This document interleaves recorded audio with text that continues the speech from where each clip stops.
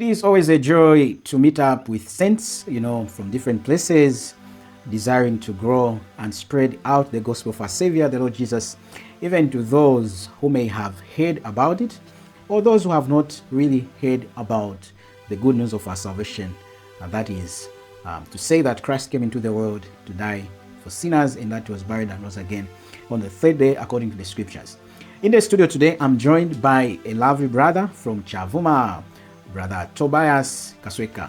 Brother, welcome to our discussion tonight. Thank you very much, my brother. Thank you. It is a joy, my brother, to meet up with you in person. We've been talking on phone, and finally the Lord has brought us together. Sure. So then we can enjoy our fellowship one with another. Wonderful. What gives you joy, knowing that you are a young person, a youth like myself? What gives you joy at this time of your growth? Well, I have more strength to serve the Lord. As the Bible says in Proverbs chapter 20 and verse 29, that the glory of a young man is his strength.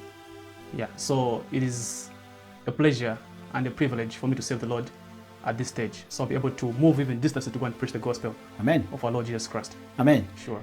Looking at what is happening in our country, Zambia, and considering the events happening back in Chavuma, would you say many young people are actually desiring the things of the Lord? Not really. Why do you think many young people are not interested in the things to do with the Lord Jesus and his kingdom? Well, I've come to observe that the young people of our time, they love more of the world, and they desire to please the flesh, not the Lord. Yeah. So they're involved in a lot of things of the world. So they would rather go with the world, not with the Lord. So when you say many young people would rather go with the world and the things that the world offers, unto them, what specific things have you observed that is seemingly catching the attention of the young people in our time? Well, it's drugs. Drugs. The first thing. So if I say drugs, I mean alcohol, smoking. Yeah. These are the common ones. Okay. Yeah. And then the other thing is simply sexual immorality. Yeah. Among the young people. So they will not be okay with it that they don't commit what we call fornication. Yeah. But they would rather go and enjoy themselves out there to satisfy the desires of the flesh. Yeah. And then the other thing that young people are involved in is simply social media. So so when they go there, a number of them just go and watch pornography and some nudie pictures, so on and so forth. And then some young people again, they're involved in satanism as well. Yeah, it's a common thing as well. Yeah. So I appreciate you touching on those important things, catching the attention of many young people in our world today. So I understand that back in Chavuma, you are involved in ministry work. Sure. Ministry of, the Lord's work in so many different areas. Maybe which one specifically, among many ministries that exist in our world today, God is calling people to various, perspectives of ministry. Sure. So which one are you involved among many ministries that we have in the Word of God and also in our world today? Well, currently, the Lord has called me to serve in the youth ministry. Mm-hmm. Yes, so I'm serving the youth ministry. That's amazing. Yes. So what do you do with the youth when you say you are serving the Lord in the youth ministry? What are you doing for the Lord among the youth? The focus is simply the gospel. The gospel. So what I do is I have taken time to study about the good things that youths are desiring. Mm-hmm. So I would use those as more like the mean to find them. Mm-hmm. So for instance, the youths of today, they like football. Yeah. So I would get my ball and go to the football ground, football pitch. And then before we play together, I would preach the gospel. Wow. Yeah, so I find a number of young people there. Yeah. It's not only for boys, but also for girls as well. Yeah. So I have that opportunity and then to preach the gospel to them. Yeah. Not only that, but also like other outdoor games. Okay. Use like competing. Yeah. So you bring different games, just those simple games. When they come in number, then I'll be able to preach the gospel to them. So as you are doing this work, do you see the Lord blessing your efforts? Sure, the Lord is at work. The Lord is at work. He is at work indeed. Are there young people that have come to faith as a result of the, strategies that you are using to catch their attention so they can know the Lord? Yes, there are others. I'm already discipling some of them. Wow. Yeah. So even if you're not around, the young people are able to teach others. They're able to teach others. Yes, they're able to. So in a nutshell, what does it mean to disciple? What is discipleship? How would you explain discipleship in a nutshell? Discipleship is simply, I would say, that teaching. Teaching. In other words, yeah, you're teaching somebody, or showing somebody the way on how they're supposed to do things. Yeah. Like, as you know, disciple is the word that came from Greek, talking about somebody who is learning how to farm. Yeah. Yeah. So somebody who's undergoing discipleship is more like a learner. Yeah. Who is learning how. Like a student. Yeah. A student. Yeah. That's the term. Yeah. Like a student. So discipleship is simply the process of teaching somebody who is a learner, I would say. So there's a teacher and a disciple. Yeah. A learner and a teacher, I would say. Sure. So, looking at what Scripture has to say regarding discipleship, would you say many people in Zambia have come to appreciate the teaching on discipleship? Would you say many people understand what is involved in discipleship or not? Few people understand. Yeah. Yeah. So, usually what I've observed, many people are good at preaching the gospel. Yeah. Then people they'll believe. They'll put their faith in Christ Jesus. And then later on they leave them like that. Yeah, and then they expect them to grow on their own. grow on their own, yeah. And in that sense, would you say they are neglecting the discipleship which should be done by them? Yeah, they're neglecting it because they're supposed to do that. Because even from the physical point of view, you can't just help somebody to give birth and then you leave it. Yeah. You can't just give birth and then leave the child. I agree. You have to bring them up.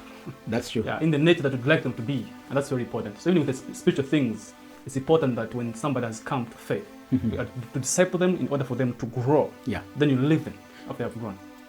So at what point would you say you came to faith, genuine faith in Christ Jesus? That was in 2017. 2017, when I was in secondary school. Could you tell us a bit, just in a summary, about how everything went about? Well, it was about the youth camp that is usually held at a camp called Sekesek. It was the boys. I've been to Sekesek. I know the place. Just along the banks of the Zambia River. Yeah, it's a very beautiful place. I know. Yeah, so when I went there, the gospel was preached about the Lord Jesus Christ. Yeah. Then when I heard the gospel of Jesus Christ, I was convicted that I'm a sinner. Yeah. I'm a sinner. So I felt that even before the preacher finished his sermon, I was ready to put my faith in Jesus Christ. Yeah. I was already touched already. Yeah. So when the preacher finished, I just went there to him and I told him what the Lord has put in my heart, how sinful I am, the total depravity of me, and then I had put my faith in Jesus Christ. From that time onward, I've seen the radical change in my life because Christ has really transformed my life. Amen. Sure. So would you say from that time on, you've been growing in faith? Yes, I've been growing. So who has played a bigger role in your growth? Well, I mean in discipleship, making sure that you can be firm in scriptures and also be able to disciple others, because you mentioned that you are already involved in discipleship. Yeah. What kind of people have been there for you, guiding you, making sure that you go in the right path? Well, Mr. Mzala has been on my side. Yeah, from the time I was born again. Praise God. Yes. So it's been helping me greatly as I grow. Praise God. In faith. Yeah, even now, still doing that. Yeah, I'm still growing. Would you say it's a blessing to you, your life? I would say it's a God-given blessing to me, to your life. Yeah. That's amazing. That's amazing. Sure. That's amazing. So, what plans do you have since you've been discipled by somebody who is still doing his best to make sure that work continues, and now you are also interested in spreading what you have actually learned from him? What do you intend to do with the rest of your life? And how are you praying to God as in how you want to serve him in the future? Should he grant you life? Yeah, of course I need life for me to this physical life for me to serve. Well, so like that, I would like to picture it in this way. That for me, the ministry is then like relay. Where you run and give the stick to another person. So it continues. It continues just like not until we win together at the end of the day. So just like Daddy Mzala has played the role, so he has given me the stick of discipleship to me. Then I also pledge to give the same stick to others as well. I agree. Like Apostle Paul said that what I received from the Lord, that I agree. I also offered to you. I agree. Yeah. So I plan to serve the Lord in youth ministry because I've come to observe that youths are passing through a lot of things. So what we see is not the problem. The problem is sin. I agree. Yeah, I agree. You've reminded me of the words of the Apostle Paul to Timothy, a young person like yourself and I. Sure. He writes to him in 2 Timothy chapter 2, verse 1 to 2. He says, "You then, my child, be strengthened by the grace that is in Christ Jesus. And what you have heard from me in the presence of many witnesses, entrust to faithful men, who will be able to teach others also." So basically, Timothy is being told, See, I've been there for you. Yeah. You've learned enough from me, but identify. Here it says, entrust these things to faithful men Sure. who will be able to teach others. Like the way you put it, it's like a relay. Yeah. This should be a continuous thing. But sadly, in our time, many people have not seen the importance of such a call. So as we conclude our discussion and this amazing interaction regarding discipleship, what words would you say to a believing youth who might be listening to us at this time? What words would you say to them to kind of encourage them in their walk with the Lord, and also in light of discipleship? What would you say? Well, I would say that just like God used a young man like Timothy to do discipleship, I believe that the Lord is the same yesterday, today, and forever, and He can do the same even to you who's listening to me right now. Amen. Thank you. Thank you, brother. It has been a joy to discuss such an important subject with, intention of stirring up the minds of the young people in our country, Zambia, so they can see the importance of actually discipling those who come to faith in our Savior, the Lord Jesus Christ. Until next time, bye-bye. Bye-bye. Thank you.